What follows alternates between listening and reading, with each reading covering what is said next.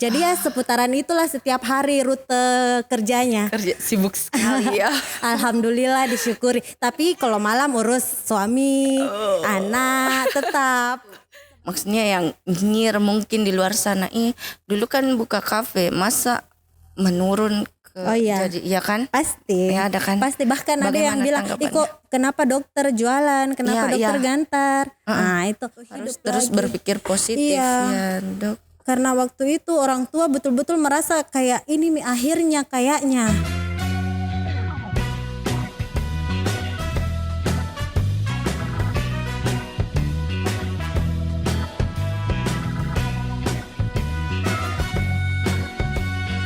Podcast edisi edukasi, motivasi, dan inspirasi. Assalamualaikum warahmatullahi wabarakatuh. Waalaikumsalam warahmatullahi wabarakatuh. Selamat malam, Kak. Malam, Dek. Alhamdulillah hari ini kita kedatangan kakak yang cantik di depan saya, bisa dikata kecil-kecil cabai rawit ya. Begitulah. Perkenalkan Kak, namanya siapa? Perkenalkan, nama saya Inayah Asmaria Dewi, biasa dipanggil Naya. Umur sudah 33 tahun. Terus pekerjaan sebagai dokter gigi dan punya usaha kecil-kecilan. Super sekali. Kak, kesibukan akhir-akhir ini apa sih, Kak? Akhir-akhir ini ya seputar kantor. Kalau pagi, terus setelah dari kantor cek ke outlet Kimpau juga. Habis itu sore klinik. Jadi ya seputaran itulah setiap hari rute kerjanya. Kerja sibuk sekali ya. Alhamdulillah disyukuri. Tapi kalau malam urus suami, anak tetap. Sebagai ibu rumah tangga juga kembali tidak dilupakan ke fitrahnya. Betul. Iya, betul sekali. Kak, ini untuk menjadi dokter. Iya. Memang cita-citanya kakak dari kecil? Iya. Sebenarnya dari kecil, dari SD tuh, dari TK bahkan kalau ditanya, Naya kalau besar mau jadi apa? Selalu jawabannya pasti dokter. Tapi seiring waktu dari SMP, SMA sempat berubah. Pas SMA mau jadi arsitek, padahal nggak bisa gambar. Cuma keren sih saya lihat kalau orang gambar begitu. Hobi rancang desain juga.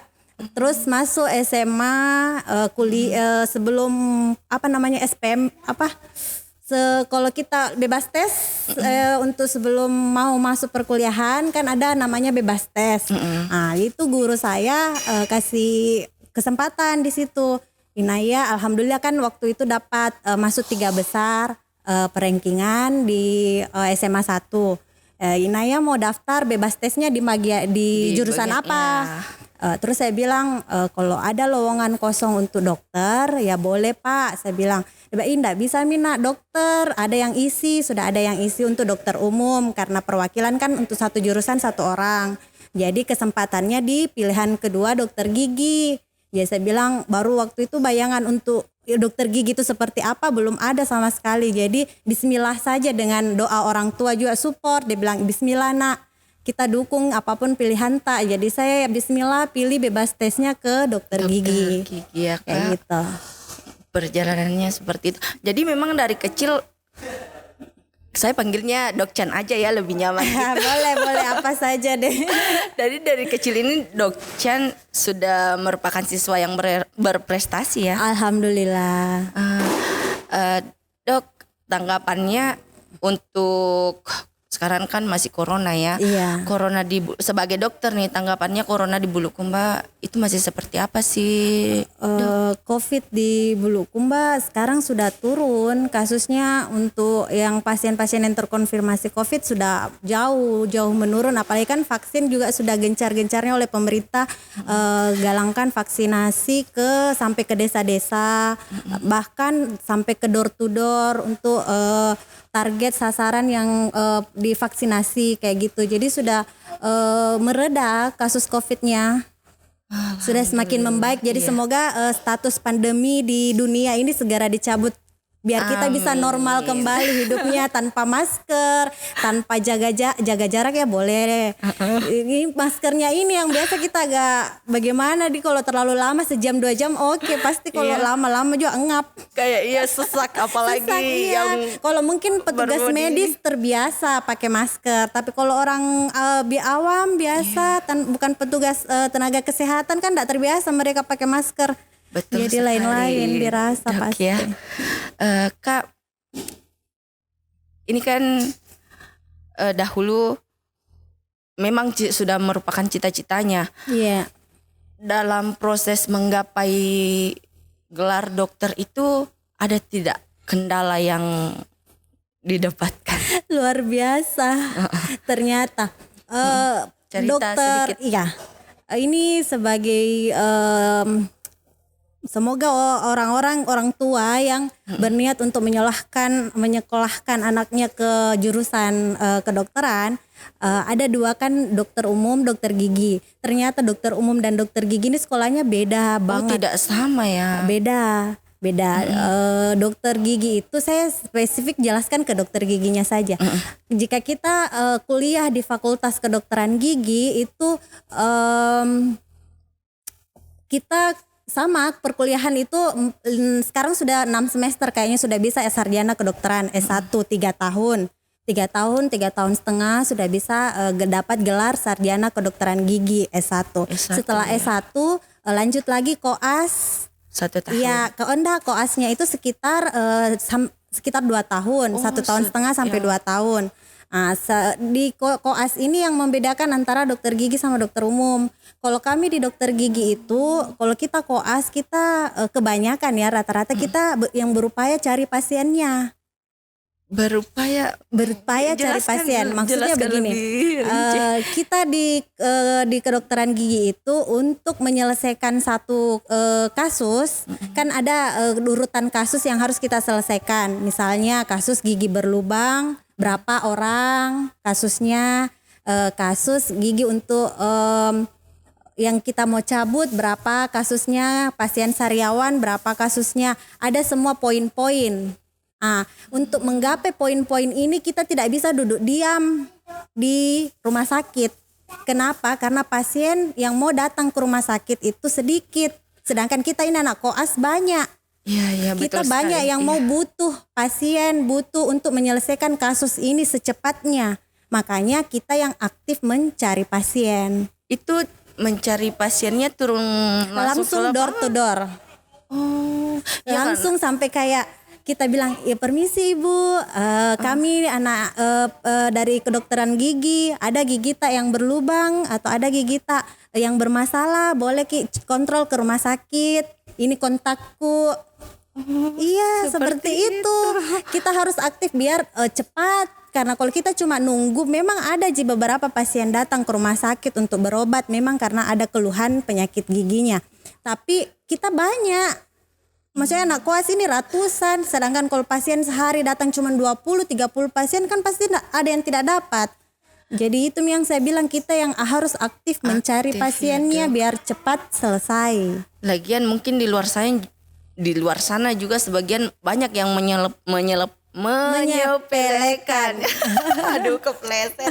Menyepelekan masalah sakit gigi. Betul. Ya, seperti itu. Dok, di samping berprofesi sebagai dokter kan juga buka usaha ya. Awalnya kepikiran untuk membuka usaha itu karena apa? Pertama usaha ini latar belakangnya memang dari usaha suami. Ya, cuman suami ada di belakang layar, saya di depan. Maksudnya seperti ini. Usaha ini usaha suami. Beliau yang bikin semua konsepnya. Beliau awalnya kan usaha pertama kami itu setelah menikah di Greenayo. Iya, usaha pertama kami modal yang kita sisihkan setelah menikah, kita bikin usaha kafe namanya Greenayo. Belum alhamdulillah belum 2 tahun kita tutup. Terus setelah itu bingung nih, apa ini yang harus kita bikin yang beda dan modalnya terbatas saat itu. Ya kita kepikiran nih jual tetap ke itu hari yang paling best seller memang di kafe itu hari jus mangga. Oh, jadi awalnya dari menu kafe yang paling laris dijual menjadi King Pao ini ya. Itu hari kita pikirnya kan modal terbatas. Tidak mungkin nih mau kita buat kafe lagi sebesar itu. Jadi bagaimana caranya tetap kita ada usaha pekerjaan selain profesi saya, kita bangun rintis King Pao ini. Jadi awalnya kita cuma jualan dari rumah, jual online, antar sendiri, berdua. Romantis. Betul, romantis sekali dok.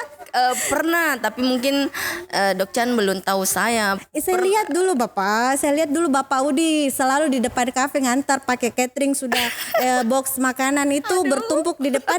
Saya lihat karena saya jual langganannya dulu anak-anak makan. Tidak, maksudnya ketemu di jalan lagi mengantar King Pao, ada tuh pelukan erat sekali. Karena saya itu hari saya anggapnya bersyukurnya itu waktu saya quality time sama suami. Karena kan di profesi saya bekerja pagi sampai siang, terus sore praktek sampai malam. Jadi siang ini berdua sama suami rintis brand King Pao gitu. Jadi awalnya cuman online dari rumah, terus kita antar sendiri ke customer. Setelah itu sudah banyak yang mengenal, terus ada juga jasa kurir, jadi kita sudah jalankan sendiri dari rumah. Tapi puas, ada kesenangan batin ya kalau kita langsung antar ke customer, apalagi kalau customernya terima produknya, terus suka, repeat order, tapi alhamdulillah disyukuri semua, dinikmati prosesnya. Betul karena kerjanya bareng suami jadi lebih gimana gitu. Betul. Dok, kalau boleh tahu, ini kan Kak dulu buka kafe, itu ditutupnya karena apa? Kalau boleh tahu. Satu dan lain hal. Ada, tapi belum bisa cerita banyak soal ini karena menyangkut banyak pihak. Betul sekali. Jadi cukup, tapi itu jadi batu loncatan sebenarnya karena tanpa ada Greenayo, King Pao nggak ada. Karena mana kita tahu selera pasar. Waktu di kafe, alhamdulillah saat musim mangga ini laku sekali.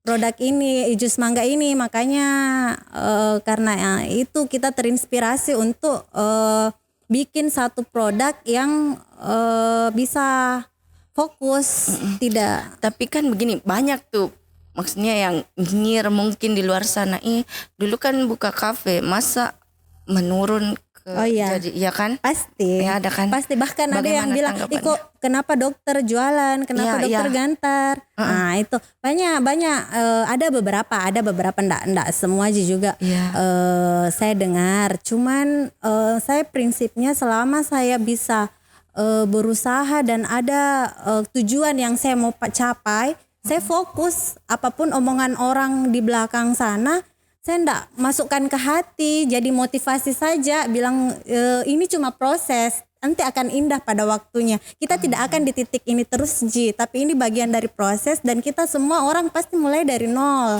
Betul sekali. Tidak ada orang sukses langsung besar. Iya, jadi dinikmati prosesnya, disyukuri, terus kita konsisten. Yang paling penting konsisten. Soal rasa juga. Dok, untuk pemilihan nama, pernah tuh saya baca. Gimana sampai akhirnya memutuskan namanya King Pao? King Pao itu sebenarnya tidak terduga sih. Saya tidak pernah kebayang akan ada nama dibilang King Pao. Ya kan yang ada King King Mango. Yang terkenal tapi dari memang, Thailand. Iya betul. Salah satu inspirasi dari situ. Dari King Mango. Konsep minuman jus mangga yang dicampur dengan whipped cream, pakai topping potongan buah mangga di atasnya. Inspirasi dari Mango Thai. Minuman khas salah satu kuliner khas Thailand. Cuman itu kalau kita mau bikin produk harus cari yang beda. Iya, harus out of the box. Iya betul, harus cari yang beda. Tidak boleh inspirasi boleh, tapi jangan jiplak 100%. Betul. Iya, harus ada kreasi. Iya, Makanya itu hari malam, tengah malam kita lagi galau-galonya mau launching nih ceritanya. Ini ayah bismillah besok kita bikin mie ini jus mangga. Tapi harus ada namanya. Masa kita bilang jus mangga? Iya. Bagi apa namanya? Langsung dia bilang, pikir mak ibu deh. Kalau suamiku soal begitu dia taunya beres, dia cuma tahu produksi resepnya apa semua dia aja yang bikin. Jadi resep kimpau ini dari, aduh saya kira dari dokter. No, semua dari suami. Saya cuma bagian marketing, pemasaran dan begitu. Terus itu malam saya bilang King Pao ayah langsung King Pao. Bagus, gampang jadi disebut. Dia bilang itu gampang disebut, terus mudah diingat, terus coba search di Google ada tidak samanya. Itu dulu yang pertama saya lakukan pas terngiang nama produk, cek di Google ada tidak samanya. Karena enggak mungkin kalau kita mau bikin terus ada samanya nanti kita jadi diklaim ngikut atau ambil orang. Brandnya orang toh. Jadi sekali. Kita cek di Google, alhamdulillah tidak ada yang sama. Ya sudah kita putuskan sudah jadi King Pao. Terus besoknya saya bikin logo langsung kebetulan ada teman Facebook dari Jawa, bahkan saya tidak berteman sama sekali, cuma saya selalu memuji hasil gambar produknya dia. Jadi saya chat, Kak minta tolong ini produk saya begini-begini. Terus sudah lama dia kirim langsung gambar ini. Tanpa revisi apapun saya langsung ACC. Jadi alhamdulillah logo King Pao dilancarkan semua. Besoknya langsung kita jualan. Jadi dalam semalam. Kak boleh tahu tidak modal awalnya tuh seberapa? Enggak apa-apa, mungkin di luar sana ada yang mau membuka usaha, bisa dijadikan contoh bahwa memulai usaha itu tidak perlu modal yang besar. Betul, apalagi kuliner. Kuliner itu modal kecil bisa putaran cepat setiap hari kan. Semua orang kalau makanan tiap hari, kita tiap hari butuh makan. Jadi kalau kuliner saya itu hari cuma modal 300.000 beli mangganya, yang susu dan sebagainya itu sekitar 100-200 ribu. Jadi sekitar cuma 500 ribu, karena apalagi itu hari kondisi keuangan kami sangat terbatas, di mana saya juga masih belum jadi PNS itu hari, masih dokter gigi biasa di puskesmas, dokter gigi magang bahkan. Makanya kita pikir usaha apa yang modalnya tidak terlalu besar, ya jualan jus mangga online, kita antar. Jadi di dapur di rumah blender masih dari waktu kafe, apa alat-alatnya sudah ada. Jadi kita cuma modal beli bahan. 500.000 itu cukup, bisa dipakai 2 hari waktu itu. Wah, terus nih omset sekarang. Alhamdulillah omset bicara angka kita ini. Ya tidak apa-apa. kalau berkenan ya itu memotivasi lagi lah. Alhamdulillah. Kimpo kan di Bulukumba awalnya satu cabang di Abdul Karim di rumah, teras rumah.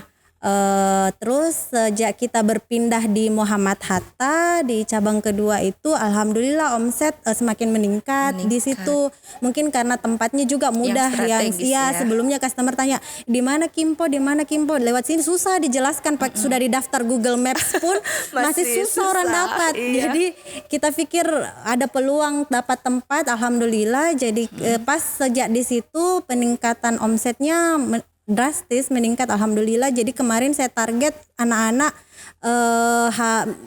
semoga dalam 1 bulan ini 3.000 cup Kimpo ini bisa habis.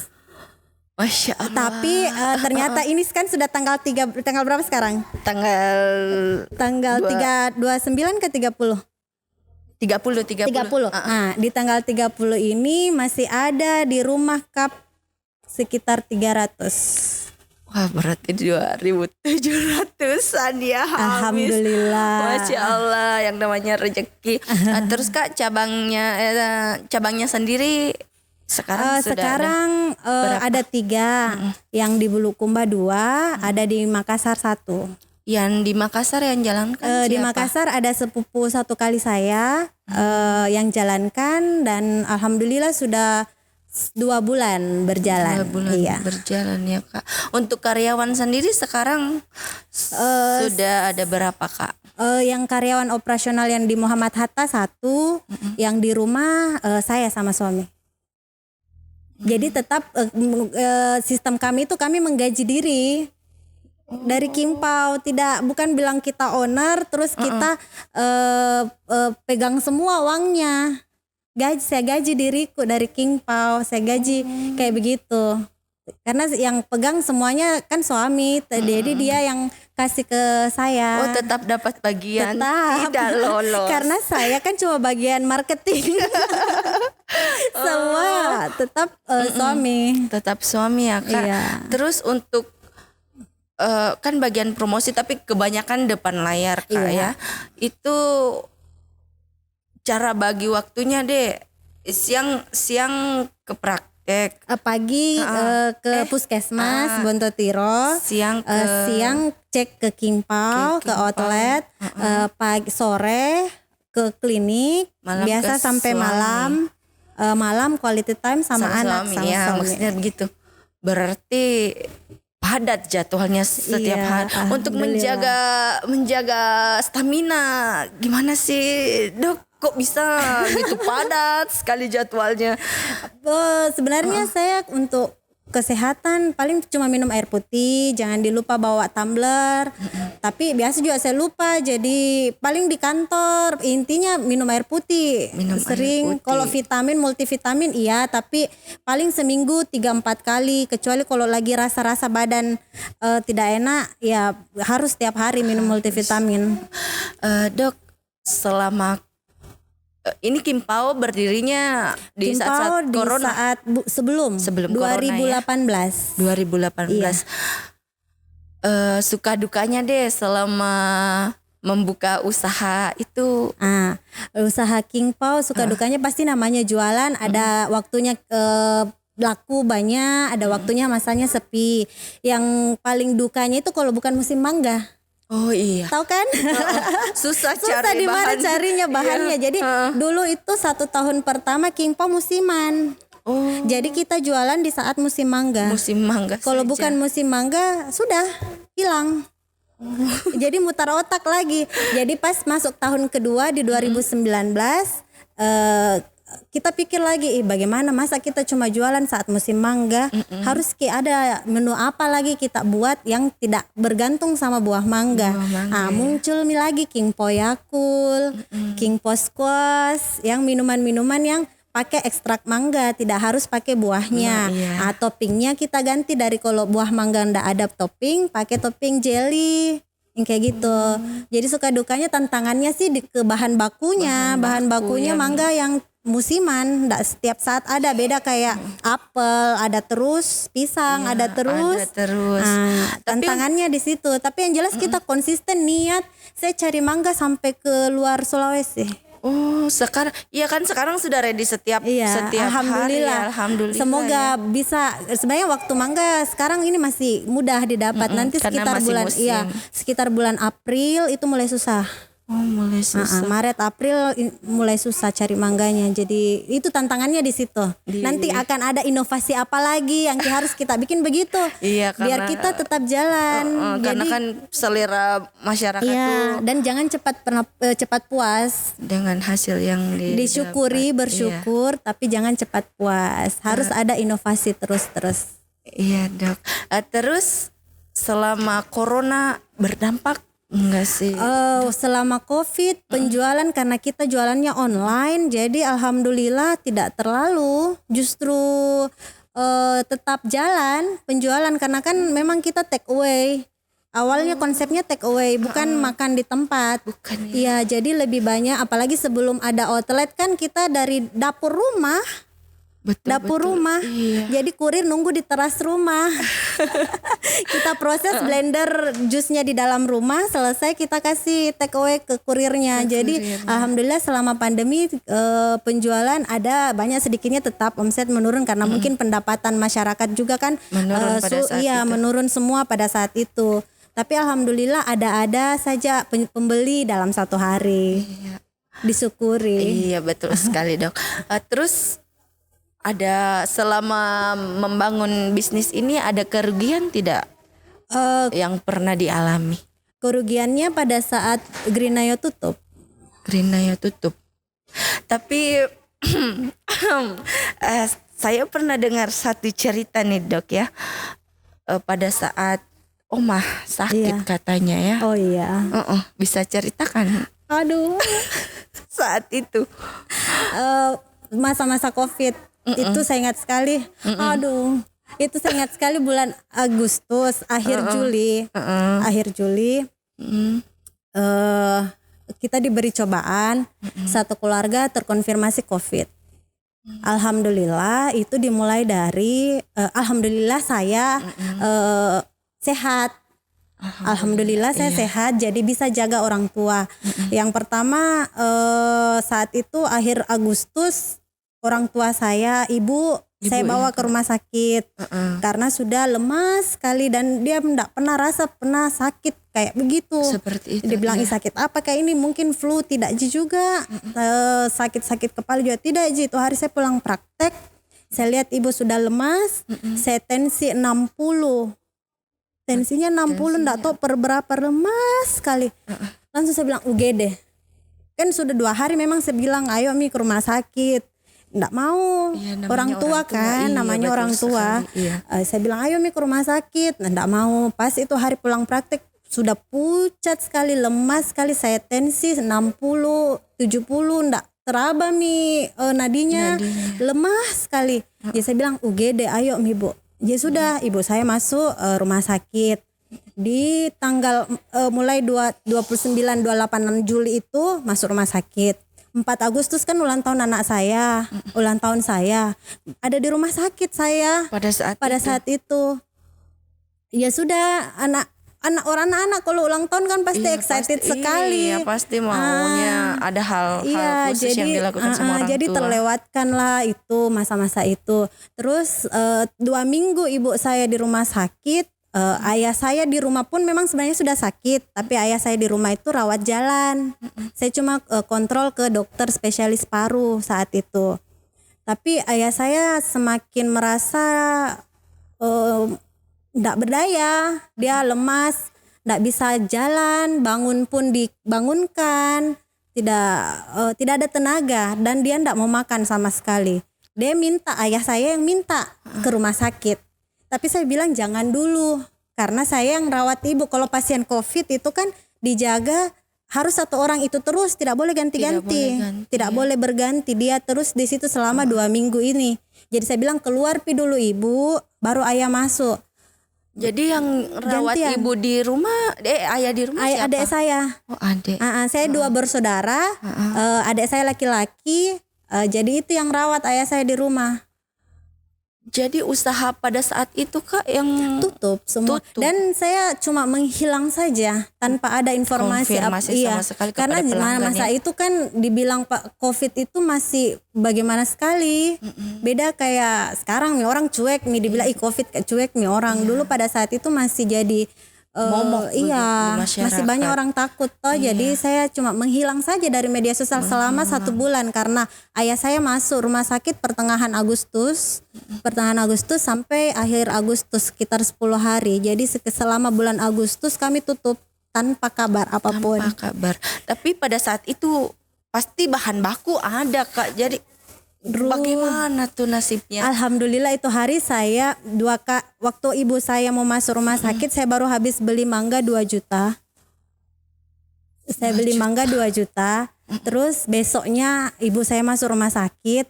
Alhamdulillah ada teman, saya tawari Kak, mau Ki beli manggaku. Kayak kebetulan kakak adek ini jualan buah. Jadi saya tawari dia mau Ki beli manggaku. Saya jual modal saja. Kalau mau Ki kita ambil nih berapa itu hari ada diambil berapa kilo begitu. Masih ada sisa. Terus saya bilang sama suami, jual nih ayah, siapa saja yang mau datang ke rumah, jual per kilo, jual buah mangganya saja. Dan sudah bilang, oh iya ibu. Jadi dijual itu pun jualnya yang dari mulut ke mulut, tidak lewat online, tidak update status di Facebook itu tidak. Cuman story WA saja. Ya sudah, sampai mangganya busuk beberapa, ndak terjual semua. Dan di saat ayahku lagi yang mau masuk rumah sakit sama, baru Kak lagi hal order. yang sama terjadi lagi. Baru Kak lagi order mangga. Betul-betul cobaan pada saat itu. Jadi semua modal mulai lagi dari nol, kayak Pertamina mulai dari nol. Memulai kembali dari awal di bulan lagi. September. Wah, mulai bangkit lagi. Jadi bangkit 1 bulan lagi. dari Juli ke Agustus kita tutup, dan di September lagi kita mulai jalan. Mulai jalan lagi. Tapi waktu di ayahku itu mangganya dibagi-bagi.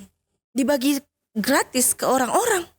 Sempat dijual beberapa, tapi daripada tinggal dibagi. Iya. Dibagi ke keluarga, dibagi saja. Betul-betul namanya cobaan, betul-betul COVID ini pada saat itu. Iya, lagi itu hari pasien di rumah ya. sakit COVID banyak sekali. Sampai kita mau cari kamar pun susah. Untuk ruang isolasi susah. Puncak COVID kayaknya di Bulukumba tuh di bulan Agustus. Iya. Ya. Dok, kalau si anaknya namanya Shena kan, si Shena sendiri pada saat itu kan tidak bisa ikut ke rumah sakit. Iya. Jadi dijaga sama ayahnya. Dijaga sama ayahnya sama mertua saya. Dibawa ke rumah mertua. Tidak pernah mencari ibu. Sering pastinya dia telepon ibu, apalagi pada saat ulang tahun itu yang dia bilang, ibu dia belikan ayah kue ulang tahun tapi bukan unicorn. Dia requestnya unicorn. Jadi menangis tuh. Kita video call tuh ada kue ulang tahunnya. Dia bilang, ibu bukan unicorn. Menangis kok. Jadi sudah galau kami di rumah sakit lagi. Tapi saya tidak pernah perlihatkan kesedihanku sama mamaku yang saya jaga. Jadi selama saya di rumah sakit, ku usahakan tidak menangis Kak di depannya. Karena pasien COVID sebenarnya itu semangat. Butuh semangat. Jangan putus asa. Kalau pengobatan kita serahkan sama dokter, rumah sakit, perawat. Tapi kalau semangatnya harus besar, karena kapan pasiennya menyerah duluan, dikalah sama penyakitnya. Yang bisa lawan COVID semangat untuk harus hidup terus lagi. Berpikir positif ya, Dok. Karena waktu itu orang tua betul-betul merasa kayak ini akhirnya kayaknya. Sempat menyerah. Sempat keluar semua pesan-pesannya orang tua, bilang baku jaga sama adekmu berdua jeki begini-begini. Sempat semua keluar nasihatnya orang tua, sampai pernah bahkan orang tua bilang bikin miki praktek tenang kurasa kalau ada klinik tak sendiri. Tapi aku bilang jangan Bu. Jangan pikir dulu itu kesehatan tak paling penting. Karena mungkin dia pikir biaya untuk membuka tempat praktik besar itu ya. Jadi bilang jual tuh rumah baru bikin klinik. Saya bilang jangan pikir